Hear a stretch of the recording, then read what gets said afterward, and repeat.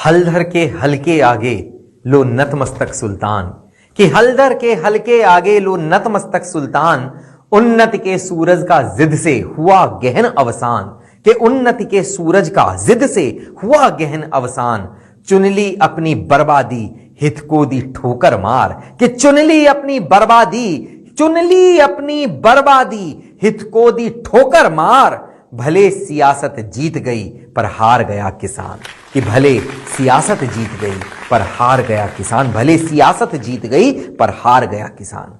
आज प्रकाश पर्व है। हमारे माननीय प्रधानमंत्री जी ने आज सुबह सुबह यह ऐलान कर दिया कि जो ये 3 कानून किसानों के हित के लिए हमारी सरकार ने बनाए थे, वो तीनों के तीनों इसलिए वापस लिए जाते हैं क्योंकि हमारे किसान भाई लगभग 1 वर्ष से भी ज्यादा समय हो गया अनवरत उसके विरुद्ध एक आंदोलन लेकर के खड़े थे। माननीय प्रधानमंत्री जी ने वो कानून वापस ले लिए। तमाम विपक्षी दलों के ऐसे बयान इस बीच सुनने को मिले कि हार गए, देखो नतमस्तक हो गए, झुक गए, ये हो गया, वो हो गया, किसानों का आंदोलन जीत गया।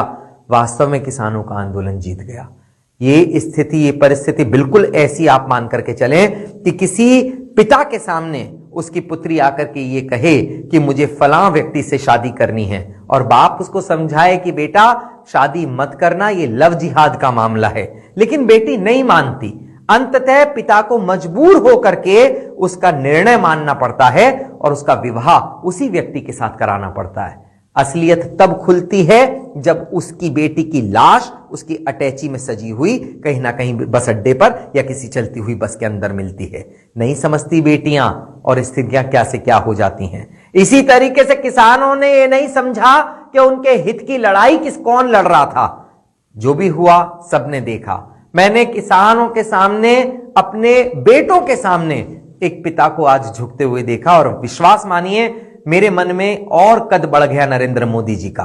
वो एक निश्चल मन से किसानों के हित के लिए एक बड़ा कानून लेकर के आए थे, लेकिन जो भी हुआ वो अब अगर किसान मानते हैं कि उनके हित की बात है तो मैं उन लोगों को बहुत बहुत शुभकामनाएं देता हूं। और ऐसा राजनायक हमारे देश को मिला जिसने अपने बच्चों की खुशी के लिए उनके हितों को भी, जो वो मान करके चले थे कि ये हित हैं, अगर बच्चे नहीं मान रहे कि ये हमारे लिए हित है तो उन्होंने आगे बढ़ करके न केवल उनका साथ दिया अपितु उनकी जिद भी मानी और आज फिर विवाह भी उन्होंने करवा दिया, जिस तरीके से उसे विवश पिता ने अपनी पुत्री का विवाह कराया था। आज टिकैत साहब ने एक और बयान दिया कि हम अपना आंदोलन अभी वापस नहीं करेंगे, हमारे आंदोलन में कुछ और शर्तें हैं। ये बिल्कुल आप ऐसे समझ करके चलना, क्योंकि हेतु किसानों का कभी भी पक्ष था ही नहीं, किसानों का किसी भी प्रकार का हित था ही नहीं। ये वो जिद है जो केवल भारतीय जनता पार्टी या माननीय नरेंद्र मोदी जी के विरुद्ध एक युद्ध लड़ने की नीति थी। वो आज भी, क्योंकि अब काम पूरा हो चुका, अब आपको जाना चाहिए घर, अब वो आप वापस नहीं जाना चाहते। कारण ये क्योंकि वो इस पक्ष में थे ही नहीं। वो ये जानते थे कि कानून वापस नहीं होगा। वो ये चाहते थे कि कानून वापस ना हो, हम केवल विरोध की राजनीति लड़ते रहे, उनके विरुद्ध खड़े होकर के लड़ते रहे। अब जब मुद्दे नहीं बचे तो माननीय टिकैत साहब ये कहते कि हम अभी और मुद्दों पर लड़ाई लड़ेंगे।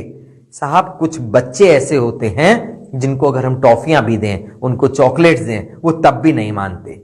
उनका इलाज केवल उनकी पिटाई होती है। असलियत यह है कि किसानों को भ्रमित किया गया। कुछ लोग आकर के सड़क पर बैठ गए, आंदोलन लड़ने लगे, राजनीति के बड़े लोग बन गए और वो किसान अपना युद्ध बिना लड़े हार गया। वो जो उनके हित के, अपने हित के जो कानून थे वो आज रद्द हो गए।